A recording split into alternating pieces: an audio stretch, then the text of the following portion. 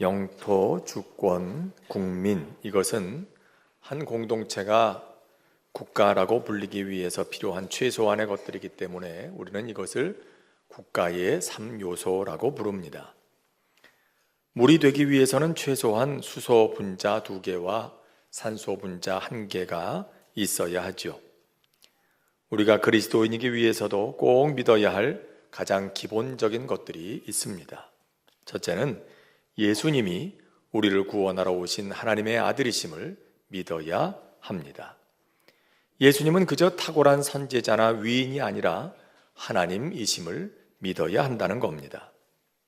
둘째는 그 예수님이 우리의 죄를 대신 지시고 십자가에서 죽으셨음을 믿어야 합니다. 셋째, 예수님의 부활을 믿어야 합니다. 예수님은 죽으신 후에 무덤에 묻히셨지만은 사흘 만에 다시 살아나셨습니다. 예수님은 십자가에서 우리 대신 죄인으로 죽으셨습니다. 그런데 그 예수님이 다시 사셨다는 것은 모든 형 집행이 완전히 끝났다는 걸 말합니다. 예수님께서 죄인으로 죽음 가운데 계셔야 할 이유가 사라진 겁니다. 이는 다시 말해서 우리 모두의 죄의 문제가 완전히 해결되었다는 걸 말하고 있습니다. 넷째, 그 예수님은 오늘도 성령님을 통해서 우리를 감동하시고 믿음을 주시며 하나님의 나라를 향하여 우리를 인도하고 계십니다. 그리고 다섯째, 그 예수님께서 마지막 날에 다시 오심을 믿어야 합니다. 예수님의 재림을 믿어야 한다는 겁니다. 예수님께서는 부활하신 후에 하늘로 올라가시며 역사의 마지막에 다시 오시겠다고 약속하셨습니다. 그리고 사도행전 1장에서 예수님께서 하늘로 올리우시는 장면을 보고 있던 제자들에게 천사가 이렇게 말하지요. 갈릴리 사람들아, 어찌하여 하늘을 쳐다보느냐? 너희 가운데서 하늘로 올려지신 이 예수는 하늘로 가심을 본 그대로 오시리라 했습니다. 여러분, 그렇습니다. 다시 오실 예수님을 기다리는 그 기다림이 우리를 그리스도인 되게 합니다. 그리스도인은 다시 오실 예수님을 기다리는 사람들입니다. 오늘은 교회력으로 대림절이 시작되는 첫 번째 주일입니다. 대림절은 예수님의 오심을 기다리는 절기라는 뜻이죠. 예수님이 이 땅에 오시기 전에 사람들은 장차 오실 메시아를 기다렸습니다. 하지만 오늘은 우리를 위해 죽으시고 부활하시고 승천하시고 성령님을 통하여 우리와 함께 하시는, 우리 안에서 역사하시는 주님께서 다시 오실 그날을 기다리는 것입니다. 단순히 예수님의 오심이라는 과거의 사건을 축하하는 기간이 아니라 오실 주님을 기다리는 우리의 자세를 돌아보며 믿음을 새롭게 하는 그런 기간인 것입니다. 그날이 도대체 어떤 날이기에 우리는 그 날을 기다리고 있는 걸까요? 주님이 오시는 날, 역사의 마지막 날은 많은 사람들이 두려워하는 것 같은 지구 종말의 날이 아닙니다. 먼저 그날은 부활의 날입니다. 성경은 그날이 되면 모든 죽었던 자들이 무덤에서 일어나 다시 살게 될 거라고 말합니다. 그리고 살아있는 자들도 신령한 몸으로 변화하게 될 것이라고 가르쳐 줍니다. 둘째, 그날은 심판의 날입니다. 세상의 모든 악이 하나님의 심판을 받고 마침내 의가 승리하는 날입니다. 죽은 자와 산 자가 다시 살고 또 신령한 몸을 입게 되는 이유는 하나님의 심판대 앞에 서야 하기 때문입니다. 오늘 말씀에도 보면 주님께서 이렇게 말씀하시죠. 두 사람이 밭에 있는데 그날이 되면 한 사람은 데려감을 당하고 한 사람은 버려둠을 당할 것이다. 두 사람이 맷돌을 갈고 있는데 한 사람은 데려감을 당하고 또 한 사람은 버려둠을 당하게 될 거다. 겉으로 보기에는, 지금 보기에는 다 똑같아 보이는 사람들이지만 그러나 그날에는 의와 불의가 완전하게 드러나게 될 것이고 그에 따른 하나님의 심판이 이루어지게 될 거라는 말씀인 것입니다. 그리고 셋째는 완성의 날입니다. 죄로 물들었던 세상이 치유되어서 완전히 새롭게 됩니다. 요한계시록에 기록된 것처럼 더 이상 애통하는 것이나 눈물 흘리는 것이나 아픈 것이나 곡하는 것이나 죽는 일이 없는 평화의 나라, 복된 나라가 이루어지는 날입니다. 하나님께서 태초에 시작하신 창조와 구원의 역사가 완성되는 날입니다. 초대교회는 이와 같은 기다림 위에 세워졌습니다. 예수님께서 우리를 구원하셨음을 믿고 예수님께서 다시 오실 것을 믿으며 그 예수님께서 다시 오셔서 만물을 새롭게 하실 것을 기다리는 사람들이 모여서 교회를 이루게 된 것입니다. 그러니까 교회는 태생부터 기다림의 공동체였습니다. 그래서 초대교회 교인들의 인사는 바로 마라나타, 주님이 다시 오십니다 였던 거지요. 따라서 이 기다림이 없다면 교회가 아니라는 겁니다. 이 기다림이 없다면 그리스도인도 아니라는 것입니다. 대림절은 바로 이것을 생각하는 절기입니다. 다시 오실 주님을 기다리며 우리의 믿음을 새롭게 하는 기간. 마태복음 24장과 25장에는 그와 관련된 가르침이 집중적으로 기록되고 있습니다. 이번 대림절 기간에는 그 말씀들을 하나씩 살펴보면서 하나님의 말씀을 듣고자 합니다. 그 가운데 오늘의 말씀은 25장에 그날을 기다리는 사람의 그 모습을 구체적으로 다루기 전에 서론과 같은 말씀을 주고 계십니다. 다시 오실 주님을 기다리는 사람이 가져야 할 기본적인 자세들입니다. 그 첫째는 이것입니다. 오늘 주님 말씀하시죠? 그 날과 그 때는 아무도 모르나니 하늘의 천사들도 아들도 모르고 오직 아버지만 아시느니라. 제일 먼저 기억해야 할 것은 그 날과 그 때는 아무도 모른다는 걸 기억하는 일이라고 합니다. 주님이 다시 오신다는 건 분명한 사실입니다. 그날은 하나님께서 모든 악을 멸하시고 하나님의 나라를 완성하시는 날이라는 사실은 분명합니다. 그러나 그때가 언제인지는 아무도 모릅니다. 문제는 오늘 그 날을 안다고 주장하는 사람들이 있다는 거지요.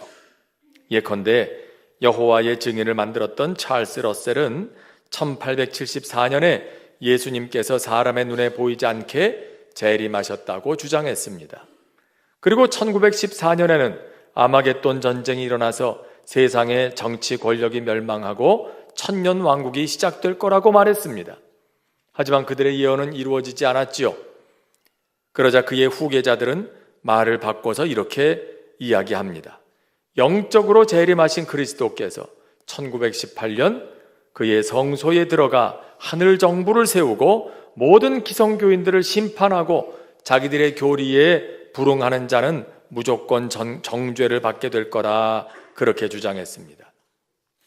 제7안식일 예수 재림교, 줄여서 안식교라 불리는 이단 종파의 설립자 윌리엄 밀러는 1843년 8월 21일에 예수님께서 재림하실 거라고 했습니다. 하지만 그날에 아무 일도 일어나지 않으니까 다시 말을 바꿉니다. 1년 뒤 1844년 10월 22일이 재림날이다 그랬습니다. 그런데 그 예언도 빗나가니까 그의 후계자들은 여호와의 증인과 유사한 주장을 펴니다. 1844년은 예수님이 지상에 재림하시는 해가 아니라 하늘 성소에 들어가셔서 지상에 있는 각 사람들을 조사 심판하기 시작한 해다라고 말한 겁니다. 우리나라에도 그런 예가 있었죠. 1992년 10월 28일에 예수님께서 재림하시고 휴거가 일어난다고 해서 많은 사람들이 가정도 버리고 직장도 버리고 학교도 뒤로 하고 산으로 올라갔던 사건이 있었습니다. 소위 다미 선교회 사건이었습니다. 이뿐만이 아닙니다. 대다수의 이단들은 하나같이 예수님께서 재림하실 날짜를 알고 있다고 주장합니다. 그리고 그 예언이 빗나가면 희한한 논리로 합리화하는 것입니다. 그런가 하면 자신이 이미 재림한 예수라고 주장하는 예도 많습니다. 통일교회 문선명이 그랬고 천부교회 박태선이 그렇고 하나님의 교회라고 알려진 안상홍 증인회의 교주 안상홍이 그렇고 또 요즘 가장 무리를 일으키고 있는 신천지도 그렇습니다. 그 밖에 수없이 많은 이단의 교주들이 자신을 재림 예수다 혹은 보혜사다 이렇게 주장하지 않습니까? 하지만 주님 뭐라고 말씀하십니까? 분명히 말씀하시죠. 그 날과 그때는 아무도 모른다. 그리고 또 말씀하십니다. 사람이 너희에게 말하되 보라 그리스도가 여기 있다 혹은 저기 있다 하여도 믿지 말라. 거짓 그리스도들과 거짓 선지자들이 일어나 큰 표적과 기사를 보여 할 수만 있으면 택하신 자들도 미혹하리라. 거짓 선지자, 거짓 그리스도가 한둘이 아니라는 거예요. 많다는 겁니다. 그래서 거짓 그리스도들, 거짓 선지자들, 그들이 일어나게 될 거다. 그들이 믿는 자들을 미혹하게 될 거다 하지 않으십니까? 여러분, 그러니까 주님이 오시는 날을 안다 하는 사람들이 있거든 전부 거짓인 줄 아시길 바랍니다. 또 재림하신 예수가 여기 있다, 주님이 여기 재림하셨다, 저기 계신다 할지라도 믿지 마시길 바랍니다. 이건 다 거짓말이기 때문입니다. 여러분, 예수님이 뭐가 아쉬워서, 무엇이 무서워서 아무도 모르게 몰래 여기만 저기만 그렇게 오시겠습니까? 예수님께서는 그날은 언제인지 모르지만 다시 오실 땐 세상 사람들이 모두 아시는 그런 방식으로 공개적으로 비밀리에 오시는 것이 아니라 공개적으로 오시겠다고 하셨습니다. 그래서 마태복음 24장 28절은 이렇게 말씀하시는 거예요. 번개가 동편에서 나서 서편까지 번쩍임같이 인자의 임함도 그러하리라. 여러분, 번개가 내리치면 온 동네 사람들이 다 보지 않습니까? 번개가 아무도 모르게 몰래 어느 집 방구석에서만 치는 게 아닌 것이에요. 예수님께서 오시는 사건도 그와 같을 것이란 말입니다. 예수님께서 다시 오시는 것을 모르는 사람이 아무도 없도록 그렇게 오시겠다. 공개적으로 오시겠다. 그러므로 주님의 재림을 기다리는 사람들이 기억해야 할 첫 번째 것은 그날과 그때는 아무도 모른다. 안다고 하는 사람들에게 미혹되지 말아야 한다는 것입니다. 둘째는 그날이 있음을 반드시 믿어야 한다는 것입니다. 오늘 주님 말씀하십니다. 그날은 노아의 때와 같을 것이라고. 노아의 때, 어떤 때를 말합니까? 하나님께서 세상을 물로 심판하시겠다고 하셨죠. 그런데 사람들이 이 노아의 말을 듣지 않습니다. 그런 일이 어디 있겠느냐? 말도 안 되는 소리 하지 말라. 그리고는 평소 하던 대로 먹고 마시고 즐기고 시집가고 장가가고 그랬다는 거지요. 그런데 주님이 다시 오시는 그날도 역시 그렇겠다는 겁니다. 그런 사람들이 많겠다는 겁니다. 세상에 시작이 있는 것처럼 마지막도 있습니다. 태어난 날이 있으면 죽는 날도 있는 겁니다. 이 우주의 역사도 그렇습니다. 그런데 그걸 믿지 않는 사람들이 있어요. 그런 게 어디 있느냐는 거죠. 사도 베드로가 목회하던 당시에도 사람들은 그렇게 말했습니다. 주께서 강림하신다는 약속이 어디 있느냐? 조상들이 잔 후로부터 만물이 처음 창조될 때와 같이 그냥 있다 하니. 마지막은 무슨 마지막이 있느냐? 봐라, 세상이 옛날이나 지금이나 다 똑같은데 예수님 오신다 하면서 지금까지 안 오시는데 예수님 다시 오신다는 그날, 역사의 마지막이라는 그날이 어디 있느냐? 말도 안 되는 소리 하지 마라. 베드로가 아무리 주님 다시 오신다 해도 믿질 않는 거예요. 여러분, 그러나 그렇지 않습니다. 어제나 오늘이나 그날이 그날같이 보일지라도 언젠가 주님이 다시 오시고 이 우주 역사가 끝나는 날, 그리고 하나님의 창조와 구원의 역사가 완성되는 날, 모든 것이 하나님의 심판대 앞에 서게 되는 그날이 반드시 있음을 잊어서는 안 된다 하십니다. 그리고 셋째는 그렇기 때문에 깨어 있어야 한다는 겁니다. 주님의 명령입니다. 그러므로 깨어 있으라. 도무지 잠을 자지 말라 하심이 아니죠. 사람이 건강하려면 잠을 잘 자야 됩니다. 잠을 자는 동안 우리의 몸과 마음이 회복되기 때문입니다. 그것이 하나님께서 사람이 생명을 유지하기 위해서 만들어 놓으신 건강의 법칙이고 생명의 법칙입니다. 그런데 잠을 자지 말고 24시간 깨어 있으라 한다면 말이 되는 일이겠습니까? 대개 사람이 잠을 자지 않고 견딜 수 있는 시간은 약 3일에서 4일 정도라고 합니다. 오래 버틸 경우도 10일 이상은 버틸 수가 없답니다. 3일이 넘어가면 인지기능, 판단력, 기억력 등이 심각하게 떨어지고요. 심지어 현실과 환상을 구별하기 어려워진답니다.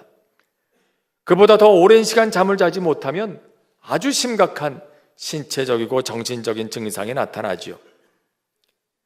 쥐들도 잠을 재우지 않고 10일이 넘도록 쳇바퀴를 돌리게 했더니 모두 죽었더라는 그런 실험 결과도 있습니다. 잠을 자지 못한 스트레스가 결국 쥐를 죽음으로 내몰았던 거지요. 그러니 주님이 깨어 있으라 하시는 것은 그렇게 잠을 자지 말란 뜻이 아닙니다.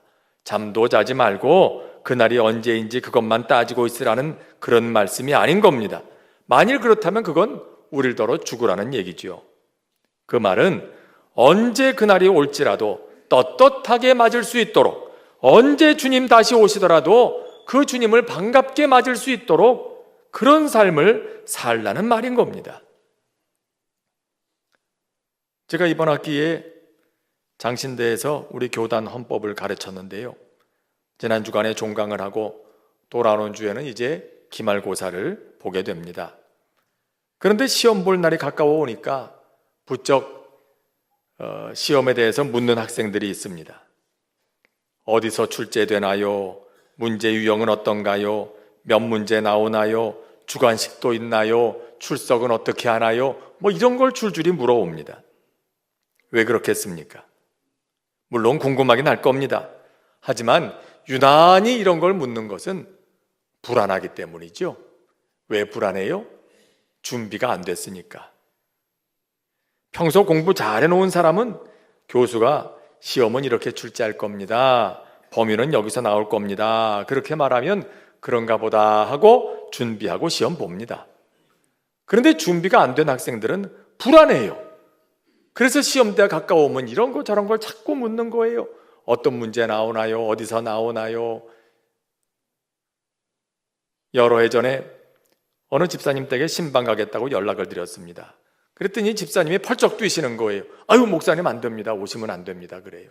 제가 뭘 잘못했나 그래가지고 뭐 무슨 사정이 있으십니까? 그러고 물었어요. 그랬더니 이 집사님이 우물쭈물하면서 이런 말씀하시는 겁니다. 아니요, 목사님은 그게 아니고요. 며칠째 청소를 못 해가지고요. 집이 더러워요. 손님을 모실 수가 없어요. 그러는 거예요. 여러분, 집이 더러우면 누가 오는 게 겁이 나죠. 오겠다고 하면 이거 큰일이 나는 겁니다. 그 집을 열어서 보여줄 수가 없잖아요. 주님이 다시 오시는 건 기정사실입니다. 반드시 있을 일입니다. 그러므로 우리가 해야 할 것은 주님이 언제 오시든지 부끄럼 없이 주님 맞을 수 있도록 내 삶을 관리하는 일입니다. 그게 깨어있다는 말의 뜻입니다. 먼저는 나 자신의 삶을 깨끗이 해야 하지요. 내 믿음은 어떠한지, 내 생활은 어떠한지 자기를 살펴야 됩니다. 지혜로운 사람은 이렇게 합니다. 그런데 어리석은 사람은 남 참견하느라 자기 망가지는 줄은 모릅니다. 사실 자기를 돌아보는 사람은요, 남 참견할 겨를이 없는 법입니다. 하도 남 얘기하기 좋아하는 젊은이에게 어느 노인이 하루는 이런 숙제를 내줬습니다. 지금 내가 주는 물잔을 들고 동네를 한 바퀴 돌고 오너라. 잠시 후에 젊은이가 돌아왔어요. 노인이 묻습니다. 그래, 뭘 봤느냐? 네, 시장에서 싸우는 사람들도 봤습니다. 또 술 취해서 비틀거리는 사람도 보고 아름다운 아가씨들도 봤습니다. 그래, 그럼 내 물잔에 물은 얼마나 남았느냐? 그리고 물잔을 보니까 어때요? 물이 하나도 없는 거죠. 그렇지 않겠습니까? 여기 보고 저기 보고 하는 중에 물이 다 넘쳐가지고 하나도 남지 않은 겁니다. 노인은 다시 잔에 물을 가득 따라주면서 말했습니다. 이번에는 동네를 돌아올 때까지 물을 한 방울도 흘리면 안 된다. 알겠느냐? 그러겠다고 대답하고 젊은이가 나갔어요. 잠시 뒤에 젊은이가 땀을 뻘뻘 흘리면서 돌아왔습니다. 물잔을 보니까 다행히 물이 그대로 있었습니다. 그때 노인이 묻습니다. 그래, 이번엔 뭘 받느냐? 물 흘리지 말고 돌아오라고 하셔가지고 물잔만 보고 왔지요. 아무것도 못 받습니다. 그때 노인이 말하지요. 이제 알겠느냐? 자기 할 일에 열심을 내는 사람은 남의 일이 보이지 않는 법이다. 하지만 남의 일에 간섭하다 보면 자기 그릇이 텅 비는 것도 모르게 되는 법이지. 여러분, 여기에 지혜가 있지 않습니까? 지혜로운 사람은 늘 자신을 살피는 사람이에요. 주님께서 언제 오셔도 부끄럽지 않도록 자신의 믿음, 자신의 삶을 살피는 겁니다. 또 하나는 자신을 돌아봄과 동시에 의의를 행하는 일입니다. 세상이 어디로 가든지 무엇을 요구하든지 나는 하나님께서 기뻐하시는 길을 걸어가겠다 하는 거죠. 오래전에 제가 서울로의 성서신학원에서 가르칠 때 일입니다. 종강하는 날 학생들이 돌아가면서 한 학기 동안 있었던 일들을 간증하는 그런 시간이 있었는데 그중 한 학생이 이런 이야기를 합니다. 잉크 한 방울이 맑은 물에 떨어지면 물 전체가 더러워집니다. 하지만 깨끗한 물 한 방울 떨어뜨린다고 더러운 물이 바로 다시 깨끗해지지는 않습니다. 그래도 저희의 삶이 바로 그 한 방울의 맑은 물이 되었으면 좋겠다는 생각을 했습니다. 저는 그 말을 들으면서 마음에 큰 감동을 받았어요. 그렇습니다. 악은 작은 것이라도 쉽게 세상을 더럽게 만듭니다. 반면 의로운 행동 하나가 세상을 깨끗하게 하기란 쉽지 않습니다. 그럼에도 불구하고 계속해서 맑은 물 한 방울이 되어 세상으로 흘러 들어가는 것이 그리스도인이 할 일입니다. 또 그것이 하나님께서 우리에게 요구하시는 삶이기도 합니다. 내가 그렇게 산다고 당장 세상이 깨끗해지는 건 아니겠지만 적어도 이 세상의 의는 살아남게 될 겁니다. 그리고 다시 오실 주님 앞에 자랑스럽게 서게 되는 것이죠. 여러분, 대림절의 시작입니다. 주님을 기다리는 절기, 우리 자신을 돌아보며 언제 주님이 오시더라도 부끄럽지 않을 모습을 회복하는 시간이 될 수 있기를 바랍니다. 우리 안에 오셔서 역사하시는 성령님께서 이루어 가시는 일이 바로 그것입니다. 죄로 물든 우리의 힘만으로는 어렵겠지만은 보혜사, 우리를 돕는 분으로 오신 성령님께 도움을 구하면 우리를 도와주셔서 날마다 우리를 새롭게 하시고 그에 합당한 사람으로 만들어 가실 것입니다. 그리고 그런 우리를 통해서 이 땅에도 주님의 나라가 힘있게 이루어질 수 있도록 도와주실 줄로 믿습니다. 오늘 우리에게 주신 말씀 생각하면서 기도하는 마음으로 함께 찬송 부르고 합심해서 기도하도록 하겠습니다.